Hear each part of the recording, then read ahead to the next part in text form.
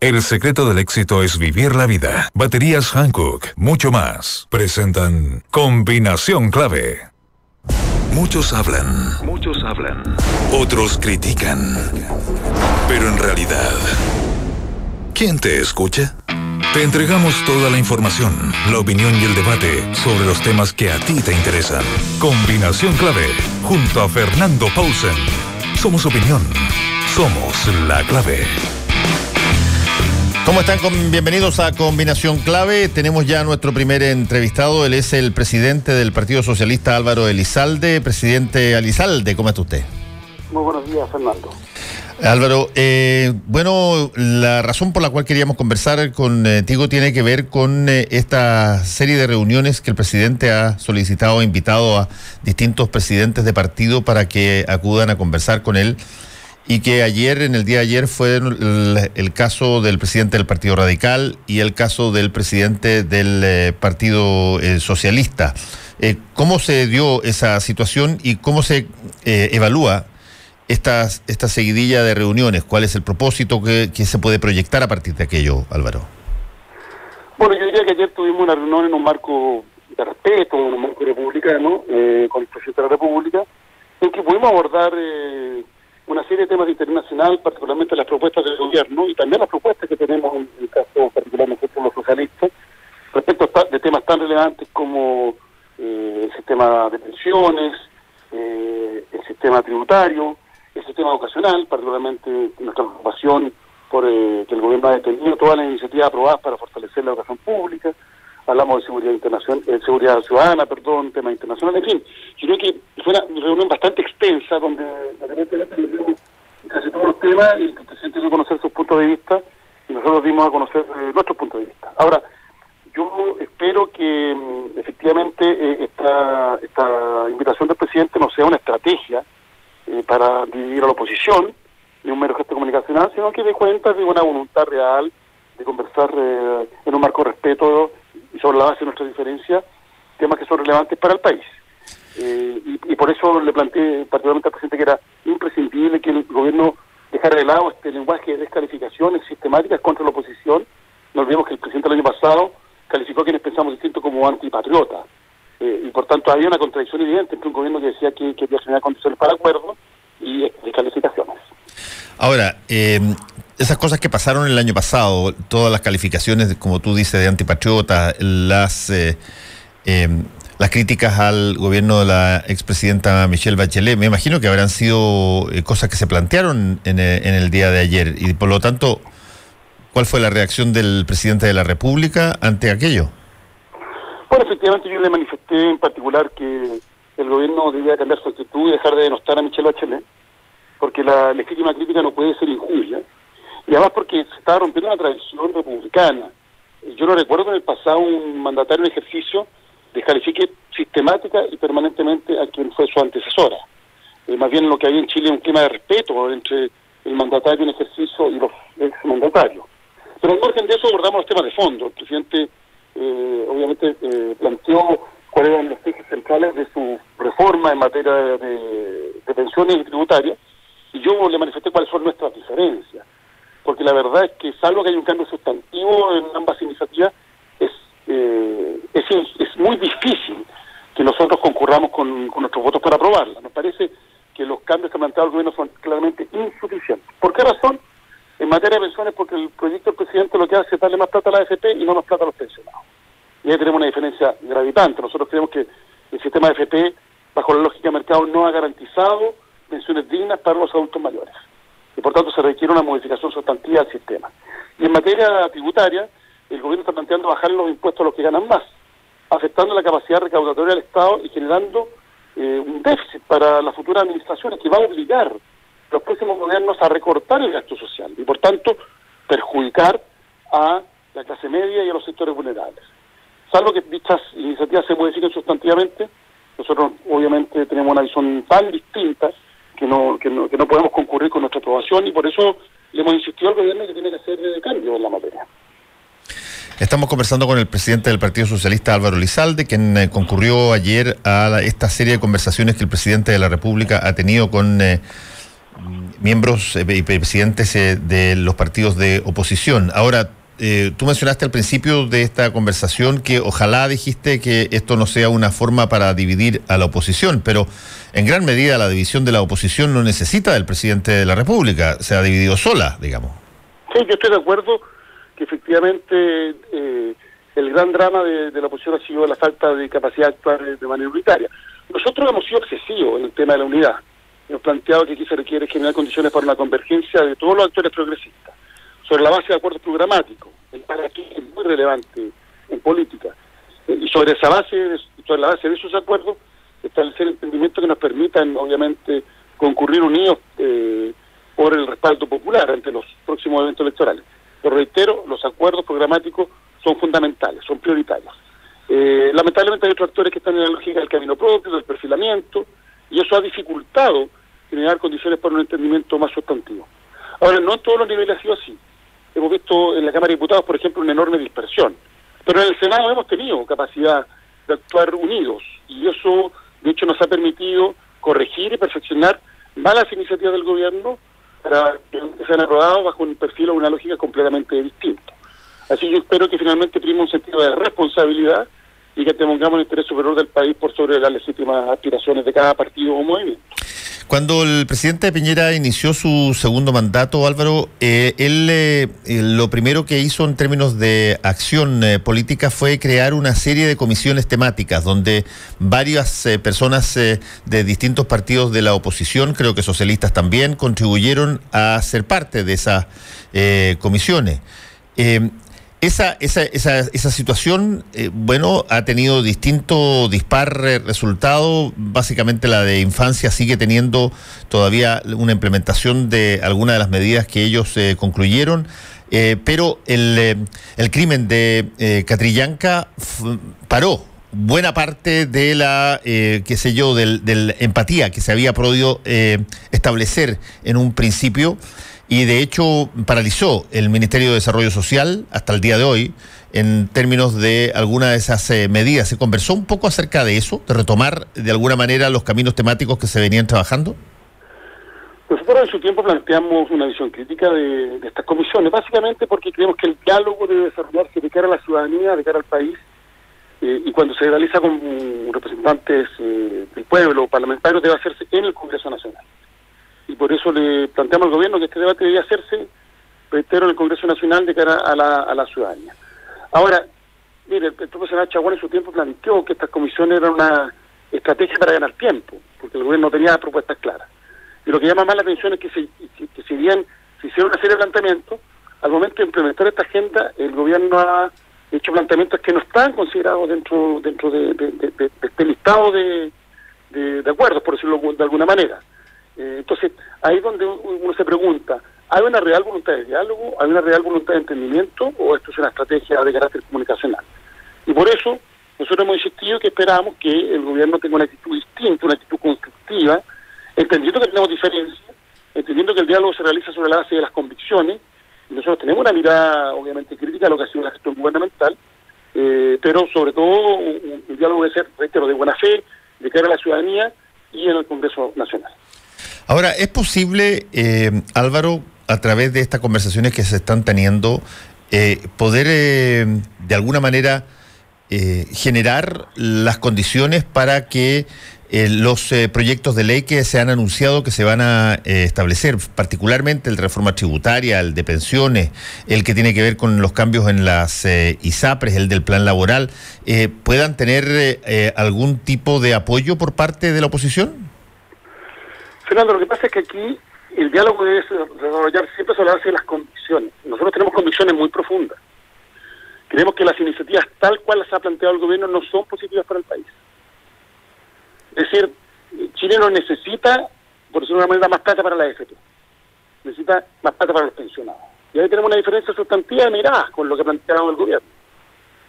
Chile no necesita que los que ganen más contribuyan menos en el sistema tributario, afectando las políticas sociales en favor de la clase media y los sectores vulnerables. Lo que necesitamos es un sistema progresivo que permita financiar el gasto social y dar una mejor protección a la clase media y a quienes más están necesitados. Y por tanto ahí tenemos miradas que son completamente distintas a las propuestas del gobierno. Por eso le hemos dicho que si el gobierno quiere contar con nuestro apoyo, tiene que modificar dichas propuestas, porque en caso contrario, obviamente nosotros siempre vamos a actuar sobre base de convicciones que son muy profundas, y no podemos estar aprobando iniciativas que nos parece que van a ser finalmente perjudiciales para el país, y no van a permitir avanzar en justicia social, en profundización de la democracia, en la construcción de un nuevo sistema, de un nuevo modelo de desarrollo inclusivo. Y por eso hemos planteado, respetuosamente nuestros puntos de vista, y es el gobierno el que ahora tiene que dar señales de voluntad de entendimiento, por tanto, modificar sustantivamente sus propuestas. Bueno, pero yo básicamente lo que trato de preguntarte es si es que el presidente de la República, frente a esas cosas que tú estás diciendo, tuvo algún tipo de opinión sobre lo que se planteó. El presidente defendió su punto de vista, pero yo le transmití con toda claridad que aquí el gobierno tiene que hacer un esfuerzo. Nosotros no cuestionamos la legitimidad del presidente, él fue elegido democráticamente, pero si quiere cambiar leyes, también hay un parlamento elegido democráticamente donde existe una clara mayoría progresista. Y por tanto, todo lo que significan cambios legales requiere de una actitud más proactiva, más flexible y más propositiva por parte del gobierno. ¿Hubo discusión o conversación ayer en la reunión con el presidente respecto del rol del Ministerio de Relaciones Exteriores en términos de lo ocurrido respecto de Venezuela, respecto de la creación de Prosur y todo lo demás, que el Partido Socialista ha sido muy crítico al respecto? Sí, nosotros abordamos el tema. En particular yo le planteé que la política exterior no podía ser utilizada para resolver asuntos de política interna. En Chile la política exterior es una política de Estado, con un rol fundamental de Chile en la construcción de una institucionalidad internacional basada en el principio del multilateralismo. Y por eso estábamos preocupados por la decisión, por ejemplo, del gobierno de no firmar el acuerdo de Escazú, un acuerdo ambiental fundamental que Chile promovió, Chile convenció a otros países de América Latina a suscribirlo, y a pocos días de su suscripción el gobierno anunció que no participaba. Y nos pareció también preocupante lo que ocurrió con la cumbre de migraciones realizada en Marruecos, porque el propio presidente de la República había ido a la Asamblea General de Naciones Unidas en un discurso que escuchó el mundo y había dicho que Chile suscribía los principios en materia de migraciones de Naciones Unidas. Y poco tiempo después entonces se niega a participar en la cumbre de Marruecos. Entonces son señales preocupantes porque dan cuenta de una suerte de improvisación con fines de política interna y no lo que ha sido la lógica de las relaciones exteriores chilenas, que son de carácter permanente como política de Estado. Ya, ahora, pero yo entiendo todo lo que planteó el Partido Socialista a través de tu presencia. Me interesa también saber cuál fue la reacción del presidente. Digamos.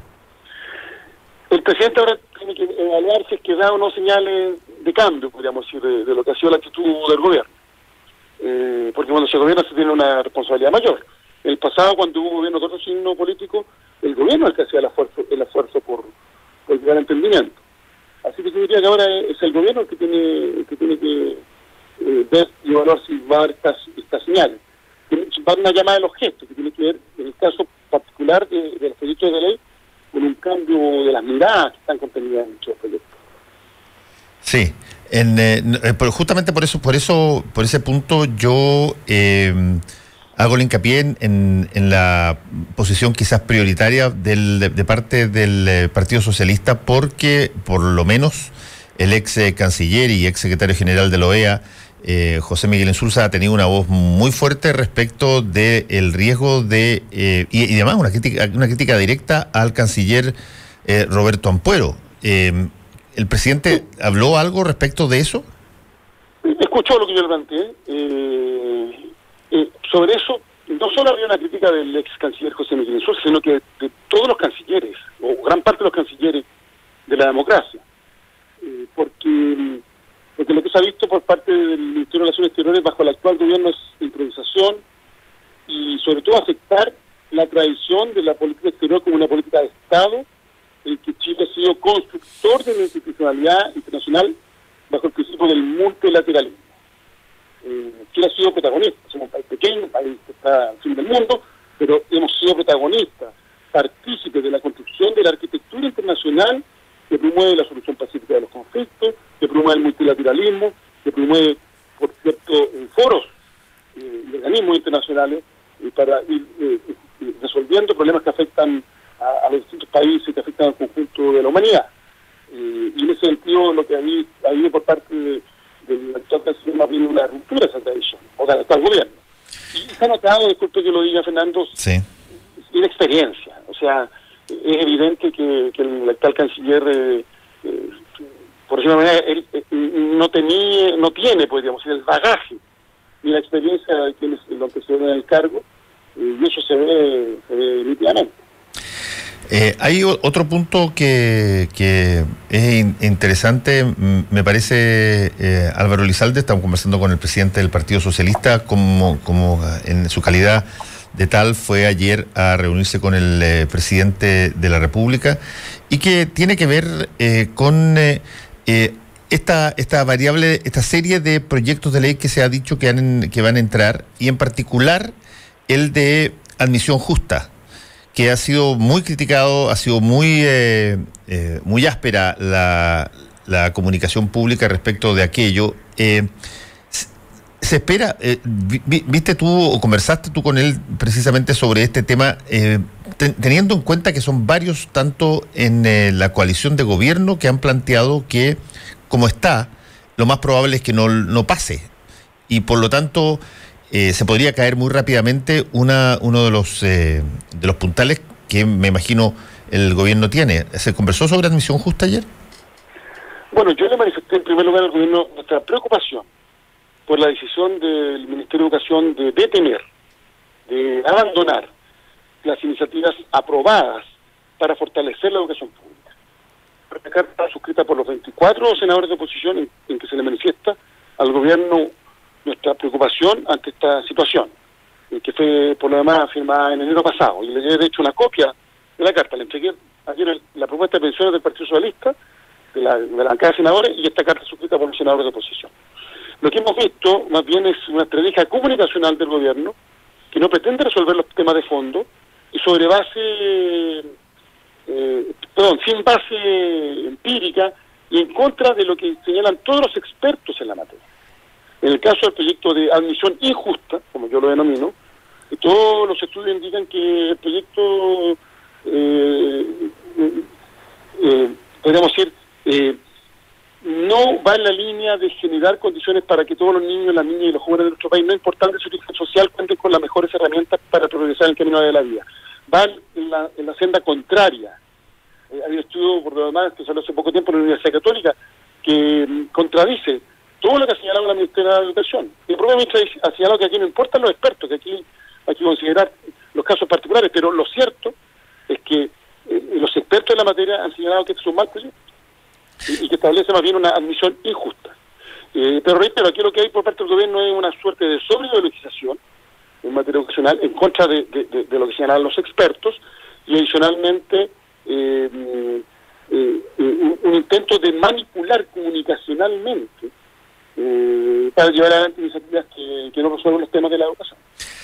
Sí, estamos conversando con el presidente del Partido Socialista, Álvaro Elizalde. Álvaro, muchas de las cosas que están pasando y muchas de las cosas que la oposición hoy día critica, bueno, no fue capaz tampoco durante su gobierno reciente de poder implementarlas o de poder generar, por ejemplo, condiciones para lo que tú llamaste la profundización de la democracia. Eso pasaba, entre otras cosas, por un compromiso de modificar algunos aspectos constitucionales sustanciales. Nada de eso se logró en el gobierno anterior. ¿Hay algo de eso que se haya planteado como posible de poder establecer algún camino con el gobierno actual? Yo, siendo realista, creo que es difícil avanzar en esta materia, porque los sectores políticos que gobiernan hoy precisamente han sido los que se han opuesto sistemáticamente a todas las reformas para profundizar la democracia. Si hay un niño símbolo, podríamos decir, de la oposición a todos estos cambios es el actual ministro del Interior. Todos los cambios que se hicieron en el pasado, bueno, no contaron con el voto favorable de la UDI, particularmente del ministro del Interior cuando era senador de la República. Ellos estuvieron, por ejemplo, dispuestos a suprimir la institución de los senadores designados cuando sacaron los cálculos de que ya no los favorecería, pero no sobre la base de una convicción. El propio ministro del Interior fue argumentar el llamado retiro del presidente de la República respecto del director general de Carabineros. Pero cuando se planteó la necesidad de subordinar el poder militar y el poder policial al poder civil, ellos se opusieron sistemáticamente. Así que es difícil, Fernando, para decir las cosas como son, que creamos que es posible avanzar en la profundización democrática cuando los sectores que gobiernan fueron la base sustentante de la dictadura y se han negado sistemáticamente a estos cambios que son imprescindibles para construir una democracia de alto nivel. Sí, pero han pasado... Eso no obsta que, bueno, si el presidente quiere tomar un liderazgo en la materia, bienvenido sea. Pero yo no sé si su coalición lo va a acompañar. Está bien, pero han pasado cosas entre medio. Una de las cosas que pasaron, tú la dijiste, es que se removió al general director de Carabineros, Bruno Villalobos, lo hizo el gobierno del presidente Piñera, no el gobierno de la presidenta Bachelet, y se descubrió un desfalco bastante grande y un fraude enorme en el ejército de Chile, y por lo tanto existen elementos objetivos que permiten hoy día que por mucho que no les guste tocar a las Fuerzas Armadas y de orden a un gobierno de derecha, van a tener que hacerlo, y van a tener que hacerlo en el sentido de tener mayor control en la sociedad civil. ¿De algo de eso se habló? Sí, yo creo que en ese área en particular se ha tomado conciencia que se requiere un control civil democrático respecto del trabajo de las Fuerzas Armadas, de Carabineros de Chile, de las instituciones policiales, y una efectiva subordinación al poder civil para efecto de evitar que este tipo de escándalos vuelvan a repetirse en el futuro. En ese sentido, el ministro Espina ha planteado la posibilidad de avanzar en la materia. El propio presidente de la República lo ha señalado en un par de entrevistas, y uno que se han opuesto sistemáticamente a esto en el pasado. Obviamente la evidencia, la realidad ha sido tan evidente que obviamente hoy día tienen probablemente una disposición positiva. Y yo espero que eso permita avanzar en la modernización de la regulación que existe respecto de la forma en que se realiza los gastos reservados, y de la forma en la cual se administran todos estos recursos, reitero, para evitar escándalos que lamentablemente han afectado a estas instituciones. Y quienes creen que esto debilita a las instituciones, todo lo contrario. Cuando se garantiza a través de un marco jurídico adecuado y las instituciones trabajen bien, se está fortaleciendo a las instituciones, no se les está perjudicando. Álvaro, es necesario modernizar la legislación. Sí, finalmente te quiero preguntar sobre aquellos que han declarado que no están dispuestos a reunirse con el presidente, por lo menos hasta ahora. ¿Consideras tú que es algo útil, es algo que se debiera tener un valor en el ejercicio de la política? Yo no voy a juzgar la decisión que tomen soberanamente los distintos partidos políticos de oposición. Sí, le hemos planteado al gobierno que no se puede excluir a ningún actor, y por tanto el gobierno tiene que invitarlos a todos. Cada uno valorará si está disponible o no para conversar, porque esto es una conversación, eso es. Yo creo que cuando se conversa sobre la base de convicciones, se actúa siempre sobre la base de principios, por lo menos eso es lo que vamos a hacer los socialistas. Así que le hemos reiterado al gobierno que esperamos que invite a todos los actores de la oposición y que no opere bajo la lógica de la exclusión. Y lo segundo, esperamos que este llamado del presidente no sea una estrategia comunicacional, sino que dé cuenta de una voluntad real de entendimiento, y para eso obviamente el gobierno debe modificar sustantivamente sus proyectos, sus propuestas, porque en caso contrario nosotros no vamos a respaldar iniciativas que sean perjudiciales para la grandes mayorías, como el caso del proyecto de reforma tributaria, que reitero, le baja los impuestos a los que ganan más y perjudica a la clase media, a los sectores vulnerables, y el proyecto de pensiones que consiste en más plata para la AFP y no más plata para los pensionados. Es un principio básico para nosotros. Aquí se requiere mejorar las pensiones, y por tanto este proyecto no va en la senda correcta. O sea, raya para la suma, en la reunión de ayer, Álvaro, fue una reunión donde se escucharon, pero donde no se comprometió nada. Fernando, mire, cuando han gobernado otros sectores políticos en el pasado, son los gobiernos los que hacen los esfuerzos por los entendimientos. Y por tanto, bueno, será el gobierno el que tendrá que adecuar y modificar su iniciativa si quiere contar con los respaldos de una oposición que no entender tiene que actuar sobre la base de convicciones. Álvaro Elizalde, presidente del Partido Socialista, muchas gracias por haber estado con Combinación Clave. Que te vaya bien. Estoy muy bien, Fernando. No te separes de la 92.9. Ya regresamos con más opinión y debate en Combinación Clave. Quédate en la clave.